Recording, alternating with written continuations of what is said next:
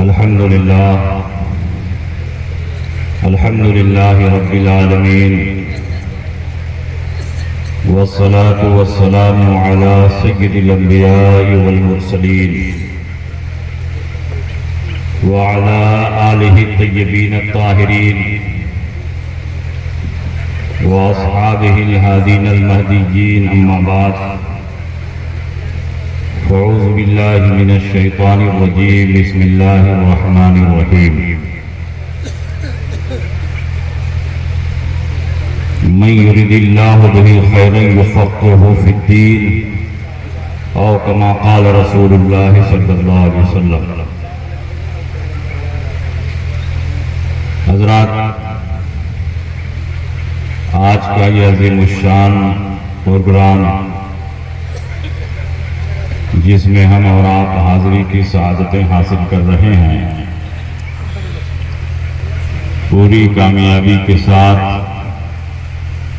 اپنی منزل کی طرف رواں دواں قابل صد مبارکباد ہیں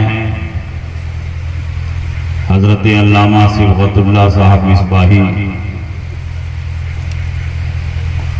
جنہوں نے سہارن کے دل و دماغ کو سیوان گوپال گنج کے جید علماء کو اپنی اسٹیج پر جمع فرما لیا. سامعین کا بھی زبردست مجمع ہے، یکے بعد دیگر علماء شعراء تشریف لاتے رہیں گے. میں تھوڑی دیر کے لیے یہاں حاضر ہوں. حضرت علامہ صبغت اللہ صاحب کا حکم ہے کہ امام اعظم ابو حنیفہ کی افضلیت، فقہ حنفی کے اثبات اور اظہار اور مسلک اعلی حضرت کی حقانیت پر تقریر کرے.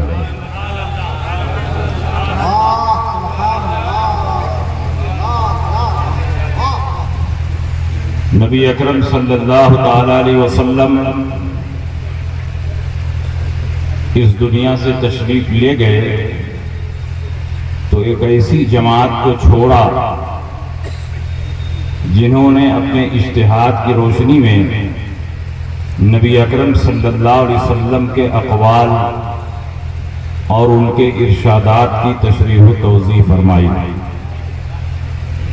اور جب صحابہ دنیا سے گئے تو اللہ تعالیٰ نے مجتہدین کی ایک ایسی جماعت کو پیدا فرمایا جنہوں نے صحابہ کے اقوال کی ایسی شاندار تشریح و توضیح فرمائی کہ ہمارا دین ہر حیثیت سے کامل اور مکمل نظر آنے لگا. ائمہ کرام مجتہدین اعظام نے اپنی طبیعت سے اور محض قیاس عقلی سے کوئی مسئلہ ثابت نہیں فرمایا، بلکہ رسول اللہ صلی اللہ علیہ وسلم نے مسائل کے استنباط اور استخراج کے جو اصول اور قوانین بیان فرمائے تھے، اسی کی روشنی میں مسائل کا استنباط اور استخراج کیا. مثال کے طور پر بخاری شریف کی حدیث ہے، نبی اکرم صلی اللہ علیہ وسلم نے حضرت معاذ بن جبل کو یمن کا قاضی بنا کر بھیجنا چاہا. جب معاذ بن جبل جانے لگے تو رسول پاک نے پھر بلایا اور فرمایا، یا معاذ کیف تقضی، اے معاذ تم کیسے فیصلہ کرو گے؟ حضرت معاذ بن جبل نے فرمایا، اقضی بکتاب اللہ، اللہ کی کتاب کی روشنی میں فیصلہ کروں گا. رسول اللہ نے سوال فرمایا، فَإِن لَمْ تَجِدْ فِي كِتَابِ اللَّهِ، اگر اللہ کی کتاب میں مسئلہ نہ ملے تب کیا کرو گے؟ تو انہوں نے جواب دیا، اقضی بسنت رسول اللہ، رسول اللہ کی سنت کی روشنی میں فیصلہ کروں گا. رسول پاک کا سوال ہی بتا رہا ہے کہ ہر مسئلہ قرآن اور حدیث سے نہیں حل ہوگا، اس کے بعد بھی ایک مرحلہ آئے گا. اسی لیے رسول پاک فرماتے ہیں فَإِن لَمْ تَجِدْ اگر سنت رسول میں بھی مسئلہ نہ ملے تب کیا کرو گے؟ تو حضرت معاذ بن جبل نے یہ نہیں فرمایا یا رسول اللہ دلیلیں تو صرف دو ہی ہیں، کتاب اللہ سنت رسول، اب میں کیا کر سکتا ہوں؟ اصول شرع تو دو ہیں، کتاب اللہ سنت رسول، تو اب میں کیا کروں گا؟ اگر کتاب اللہ میں بھی مسئلہ نہ ملے، سنت رسول اللہ میں بھی مسئلہ نہ ملے، تو اب اس کے بعد میں کیا کر سکتا ہوں؟ وہ معاذ بن جبل تھے، وہ عظیم صحابی تھے، ان کو معلوم تھا کہ رسول پاک نے ہمیں یہ تعلیم دی ہے کہ جب کتاب و سنت میں کوئی مسئلہ نہ ملے تو کتاب و سنت کے نصوص کو، ان کے نظائر کو، ان کے امثال کو، ان کی مثالوں کو سامنے رکھ کے اس طرح کے احکام جو وہاں دیے گئے ہیں وہی احکام یہاں بھی جاری کیے جائیں گے۔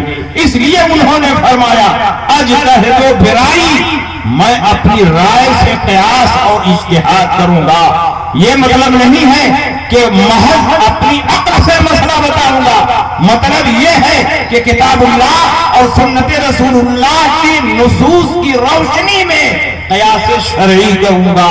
آج ہے مقلدین کہتے ہیں اصول شرع صرف دو ہے، کتاب اللہ اور حدیث رسول، اس کے علاوہ کوئی چیز دلیل نہیں ہے۔ اگر اس کے علاوہ کوئی چیز دلیل نہیں تھی تو رسول پاک کو رد کرنا چاہیے، رسول پاک کو انکار کرنا چاہیے، رسول پاک کو تنبیہ فرمانا چاہیے، لیکن رسول پاک انکار نہیں فرما رہے ہیں بلکہ ارشاد فرماتے ہیں الحمدللہ الذی وفق رسول اللہ بما یرضی بہ رسول اللہ، تمام تعریف ہے اس اللہ کے لیے جس نے اپنے رسول کے قاصد کو اس بات کی توفیق دی جس سے اس کا رسول راضی ہے۔ اس کا مطلب یہ ہوا کہ نبی نے اسی دور میں یہ فیصلہ فرما دیا کہ پہلے کتاب اللہ میں مسئلہ تلاشا جائے گا، پھر سنت رسول اللہ میں تلاشا جائے گا، اور وہاں مسئلہ نہ ملے تو قیاس اور اجتہاد سے مسائل کا استنباط اور استخراج ہوگا۔